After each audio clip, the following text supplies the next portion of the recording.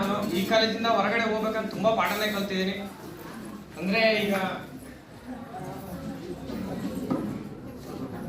ಜೀವನದಲ್ಲಿ ಡಿಗ್ರಿ ಮುಗಿದ ಜೀವನದಲ್ಲಿ ಏನ್ ಮಾಡ್ಬೇಕನ್ನೋದು ತುಂಬಾನೇ ಪಾಠ ಕಲ್ತಿದ್ದೀನಿ. ಫ್ರೆಂಡ್ಸ್ ಇಂದನೂ ತುಂಬಾನೇ ಪಾಠ ಕಲ್ತಿದ್ದೀನಿ. ಫಸ್ಟ್ ಆಫ್ ಆಲ್ ಹೇಳ್ಬೇಕಂದ್ರೆ ಫ್ರೆಂಡ್ಶಿಪ್ ಅಲ್ಲಿ ಹೊಂದಾಣಿಕೆನೇ ಇಲ್ಲ. ಅದನ್ನ ಹೇಳ್ತೀನಿ ಕೇಳ್ರಿ, ಫ್ರೆಂಡ್ಶಿಪ್ ಅಂದ್ರೆ ಏನಾದ್ರು ಬಂದ ತಕ್ಷಣ ಎಲ್ಲರೂ ಕೈಗೂಡಿಸಿ ಒಂದಾಗಿ ಇದು ಮಾಡೋದು, ಅದು ಫ್ರೆಂಡ್ಶಿಪ್ ಅನ್ನೋದು. ಏನಾದ್ರು ಪ್ರಾಬ್ಲಮ್ ಆಯ್ತಾ ಅಂದ್ರೆ ಅವಂದೇನ್ ಬಿಡು ಇವಂದೇನ್ ಬಿಡು ಅನ್ನೋದು ಫಸ್ಟ್ ಅವ್ನು ಕೈ ಬಿಡೋದ್ ಕಲೀರಿ. ಫ್ರೆಂಡ್ಶಿಪ್ ಅಂದಲ್ಲ, ಅವ್ನು ಏನಾದ್ರು ಮಾಡಿಲ್ಲ, ಅವ್ನು ದುಡ್ಡಾಗಿರ್ಲಿ ದುಡ್ಡಿನಾಗ್ಲಿ ಇರ್ಲಿ, ದುಡ್ಡಿರ್ಲಿದ್ರೆ ಬಾರ ಆಯ್ತು ನಾವು ಹೋಗೋಣ ಅನ್ನೋದು ಫ್ರೆಂಡ್ಶಿಪ್ ನಿಮ್ಮ ಹತ್ರ ಬೆಳೆಸ್ಕೊಳ್ಳಿ. ನೆಕ್ಸ್ಟ್ ಟೈಮ್ ಟೂರ್ ಅಕಸ್ಮಾತ್ ಏನಾದ್ರು ಹೋಗ್ತೀವಿ ಅಂತಂದ್ರೆ ನಾನೇ ಪ್ರಾಂಪ್ಟ್ 20,000 ಕೂಡ ರೆಡಿ ಇದೀನಿ ಸರ್. ಯಾರಾದ್ರೂ ಈಗ ಹೋಗ್ತೀವಿ ಅಂತಂದ್ರೆ ಯಾರಾದ್ರೂ ನಾವು ಹೋಗ್ತೀವಿ ಅಂತ ಫೋನ್ ಮಾಡಿದ್ರೆ ಸಾಕು, ನಾನೇ ಬಂದು ಕಾಲೇಜಲ್ಲಿ ಬಂದು ಕೊಟ್ಟು ಹೋಗ್ತೀನಿ. ಓಕೆನಾ? ಇಷ್ಟು ಹೇಳ್ತಾ ನಾನು ಮಾತು ಮುಗಿಸ್ತಾ ಇದ್ದೀನಿ. ವೇದಿಕೆ ಮೇಲೆ ಆಸೀನರಾಗಿರುವ ಎಲ್ಲ ಗುರುಗಳು ಅಂತವರಿಗೂ ನನ್ನ ನಮಸ್ತೆ. ಇದು ಡಿಗ್ರಿ ಸ್ಟ್ಯಾಂಡ್ ಅಪ್ ಅಲ್ಲ, ತುಂಬಾ ಬೇಜಾರಾಗ್ತದೆ.